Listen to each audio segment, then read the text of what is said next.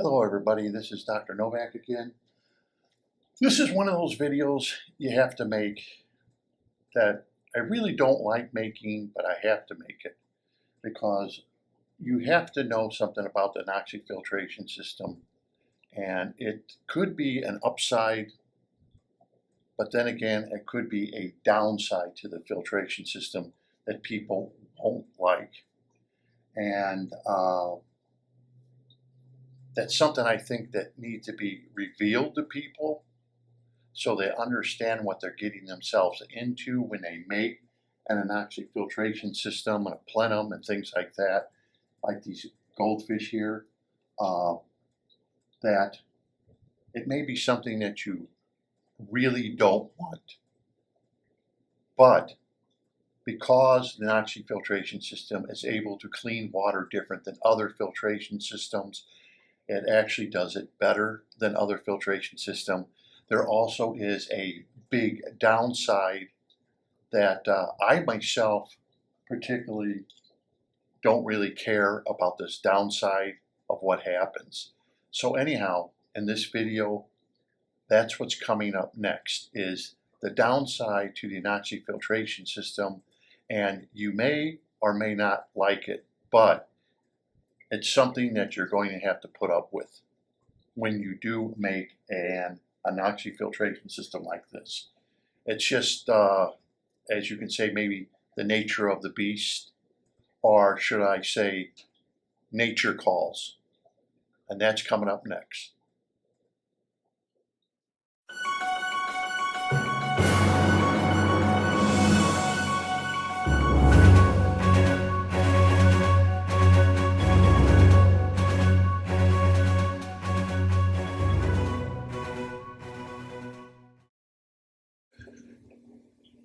Okay, this is what I woke up to this morning when I looked out into the lanai and looked at the goldfish aquarium, and I saw water all over the aquarium top, water splashed on the screen behind the tank, and what I woke up to is the goldfish are spawning already.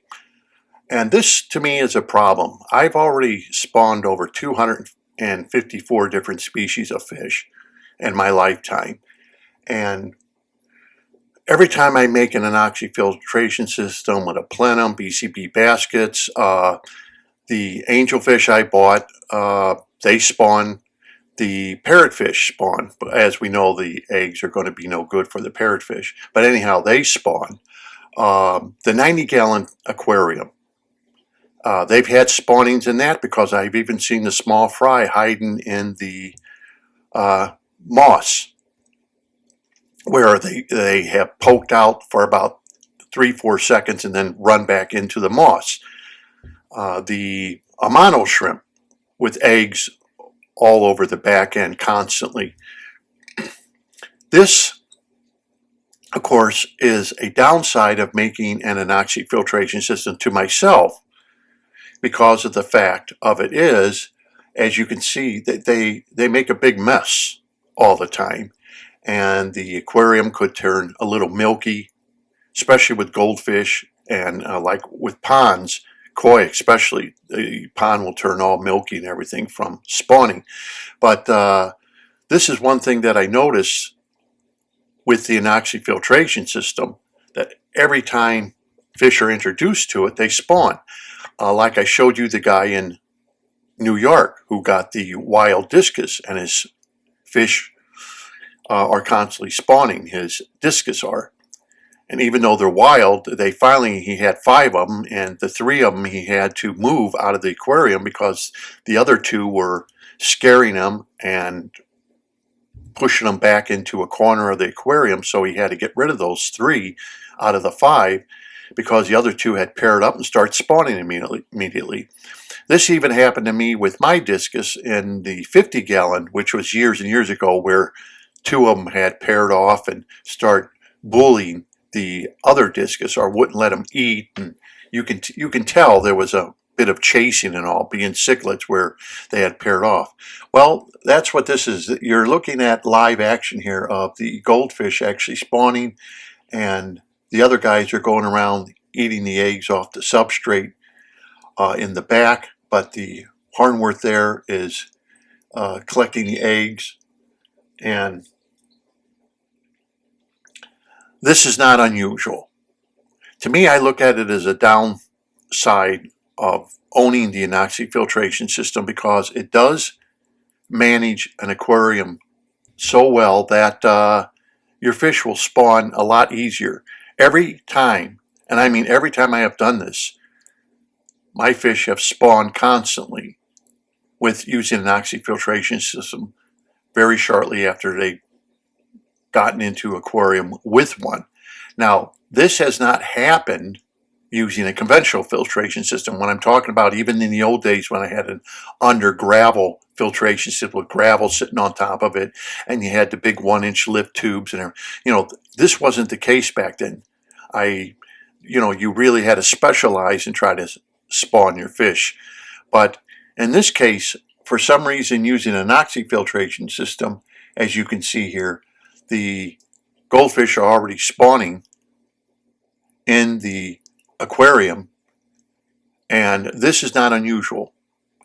But for me, it's a downside, because all they do is mess up everything, and then they have the eggs, and then sometimes, like if you have a cichlid, they become a little more aggressive towards the other fish, and it becomes a downside. Like I said, the guy in New York, for example, his fish became so aggressive, his discus, that he had to wind up pulling 3 very expensive discus out of the tank. Some people may not look at this as a big downside, that their fish would spawn. But I look at it as a downside because I really don't care anymore. After spawning so many fish in my lifetime, all I want to do is enjoy the fish and let's don't have a big problem over it. But it is what it's going to happen. If you make an anoxic filtration system, as I showed you with the BCBs and the canister, whatever, and you have a plenum and everything, for some reason the water quality, the water conditions are so much better that you don't seem to have a problem at all spawning fish in those conditions, compared to other aquariums where you're maybe have to have specialty conditions, I should say, are doing a lot of water changes to get them to spawn or to take care of them.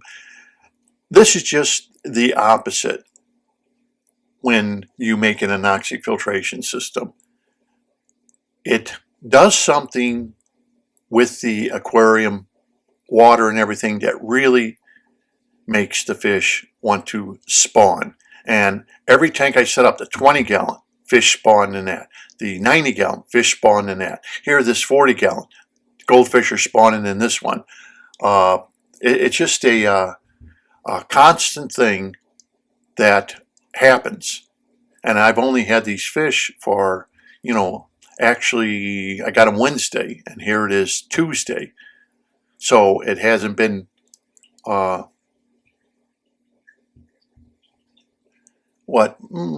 we could say maybe a week, and already they're spawning for me. We could say, okay. The temperature is about 74 degrees. In the day, it may get up to 78 here in Florida. This is an outside tank, of course. You can see on the left and right side, those are the red plants that you see there. Those are pygmy water lilies. And I'll get more into that in other videos as they grow, but they're growing quite well. There was another thing about the pygmy water lilies. Most water lilies, they recommend that you add a fertilizer tablet, because water lilies use up a lot of nutrients.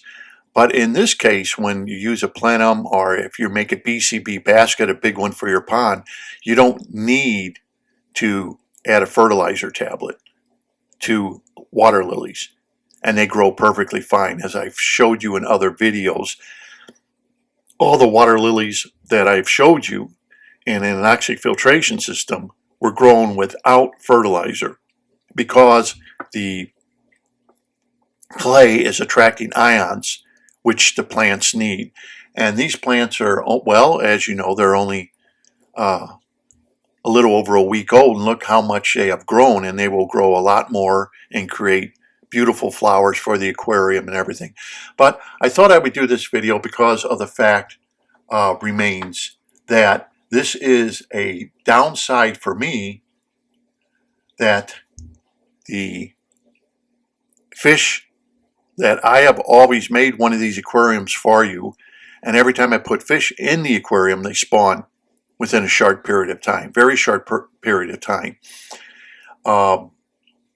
In a normal situation, and believe me, I've been doing this for 60 plus years, I never had where you had a brand new aquarium and the fish would start spawning, because there's a lot of changes that are happening in the aquarium, things like that.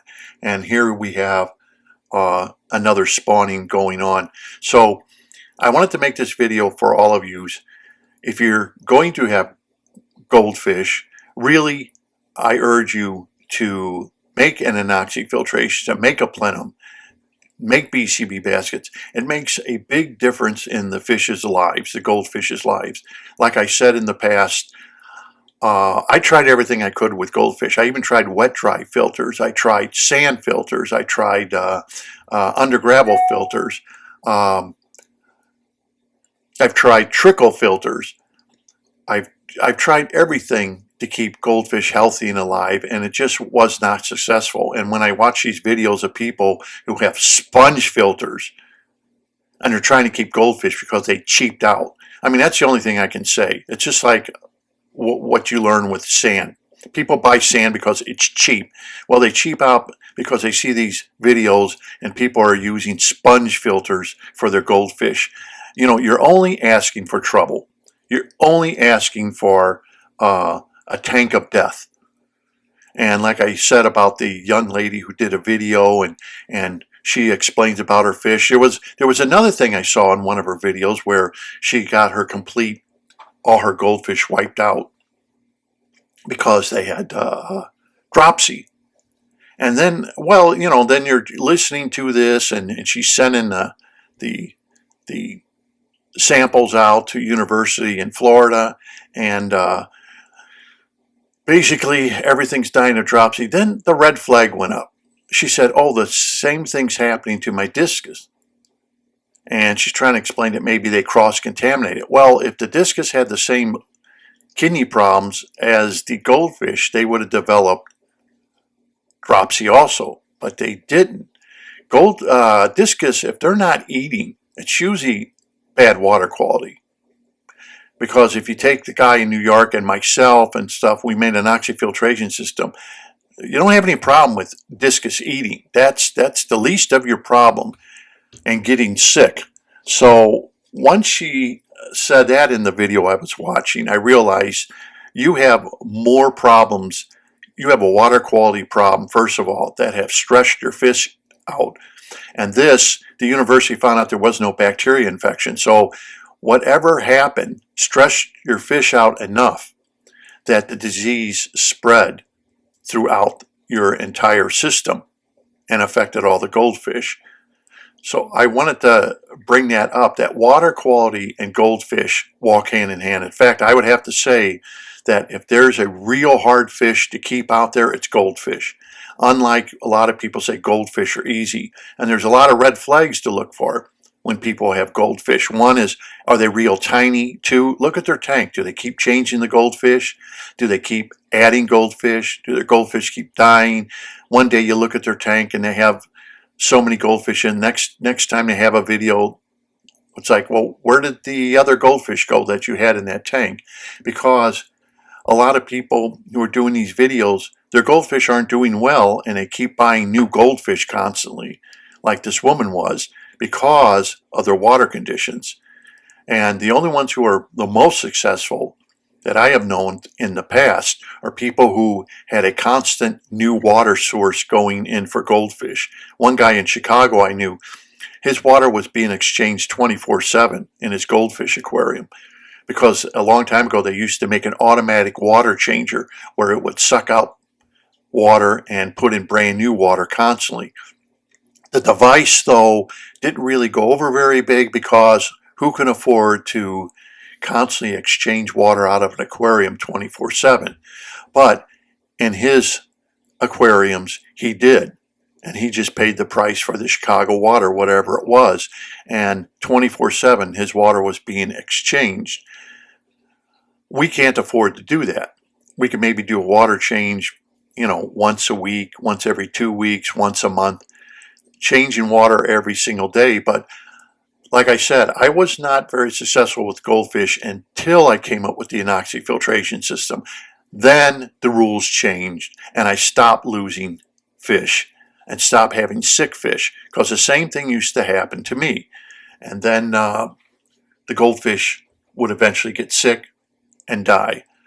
So this is a downside I want to show you about using, and as you can see how the fish are chasing each other, they're spreading their eggs around, the other fish are going in the gravel picking up eggs, and you can just see how the male's constantly chasing the female in this video. Very common with an anoxic filtration system. So if you really don't want to spawn fish, then I would suggest you stick with a conventional filtration system where you can fight for your life to try to have good water conditions. Remember, having an aquarium just isn't about having plants. It's also about the animals. And I designed the anoxic filtration system around the animals, not plants. Plants became a plus, as we can see with the 90-gallon that I show you in my videos. It just became a plus. It was the fish I wanted to keep alive, and basically it was koi and goldfish I wanted to keep alive because of their expense.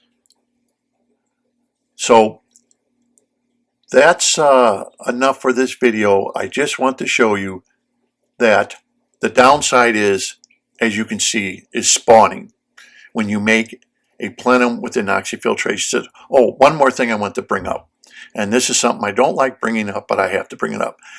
A question was asked, I have sand at the bottom of my aquarium, and if I just make some BCB baskets for my hang on the back, or my canister filter for my goldfish tank, will that work? Now I'm going to tell you right now, I'm not going to answer questions like that. If you're a hobbyist and you truly love your goldfish, you are going to change the way you think. If you are not, I'm not going to answer your questions, because you're just asking for trouble. You're asking to put a Band-Aid on something stupid you have done. And that's exactly the way I'm going to call it. You put sand at the bottom of your aquarium, put sponge filters in there, and you expect that you're going to have something different in your aquarium. And all you're going to do is develop Nitrosomatis erope, and you're going to have Nitrobacter winogradskii. That's all you're going to develop in that sponge, those two bacteria. You are not going to develop Faxutata bacteria. You are just going to develop Nitrosomata eropia and the Nitrobacter winogradskii. That's all you're going to develop, and it just makes another waste product of nitrates. It doesn't take care of phosphates. It has no way of taking care of phosphates and nitrates. All it does is develop another waste product. That goldfish do not like nitrates. I cannot stress that enough. I found that goldfish really do better with extremely low nitrates and phosphates. And that gives them the best coloring too. And I have said that, I think in Japan they proved that with koi and everything, keeping nitrates very low. And they have to stay even lower than 15 parts per million, the nitrates do. Goldfish don't like nitrates. It is a waste product that everybody thinks has very little impact on fish. And for these fancy goldfish, nitrates are your enemy. So I'm sorry, but I'm not going to help people like that. The way I'm looking at it, and it may be wrong, and I know I'm going to get criticized for it, but if you're not going to put the effort in to keep these animals alive, then I'm not going to put the effort in to answer your question, because you don't want to spend the money, period. You're just going to have a tank of death eventually. Now, I know for every one person that will write me and say how successful they are, there's probably 20 or 30 people out there who are having troubles with their goldfish tanks. So it's not that the rule is the people who are successful using sponge filters and so on, they're the exceptions to a rule. They are not the rule. Believe me, I've been doing this for 60 plus years. I've been dealing with goldfish. I've studied goldfish backwards and forwards and upside down. I did some experiments with TB and goldfish. I've done all kinds of things with goldfish, more than most people would even think about. And the best way and the only way I've been able to be extremely successful with goldfish, to have them live 15 plus years, and I'm not talking about one goldfish living 15 years. I'm talking about over a dozen plus goldfish all living over 15 years, all in a group. Not just one goldfish that I was lucky. No. So the thing of it is, it's repeatable, and that's what you want. You want something that if you can be repeatable, that I can do it, and it gets again and again, you can repeat the same results. That's what we're looking for. We're not looking for something that maybe it works 1 out of 4 times or something. You want something that works 90% of the time. Then it's well worth the time and trouble. So if you're not going to put the time in, if you're not going to put the trouble in, if you're not going to spend the money, if you're not going to do it right, don't bother me with it, because you're going to be doomed. And your goldfish eventually are going to get sick, and they're eventually going to die on you. And they will not do what you want them to do. Like I said, watch the videos. Watch how they keep changing fish. Watch how they constantly have new fish. Just look at them. One day you look at their tank and they have so many fish, then the next day they have all different fish. Or they have little bitty goldfish. Little bitty goldfish are a lot easier to take care of until you start getting into the bigger goldfish. Then it's a game changer. So you either do things right, or you're going to be doomed without doing water changes every single day. And even the water changes, I found out, stress the goldfish if you do them too much, unless you can do it in a way where you're not bothering the goldfish like other fish. They seem to be more sensitive to their environment, so they can put up with an environment with the temperature changes. That's not a problem, but they have to have a constant environment with their filtration and everything else. That is a must. That is a plus. I've been doing this way too long. So don't be asking me questions that you're going to cheap out. You have sponge fill. Oh, if I add a BCB, will it do? I'm not even going to answer you, because the way I look at it is you don't care. Personally, you just don't give a shit about the animals you're taking care of, and you're going to think you are going to beat the odds, and you think that you're going to be the lucky one, and you're not. You are going to fail just like everybody else does that does the exact same thing. So you either change or you just keep the way you go. They're your fish, it's your money, you do whatever you want.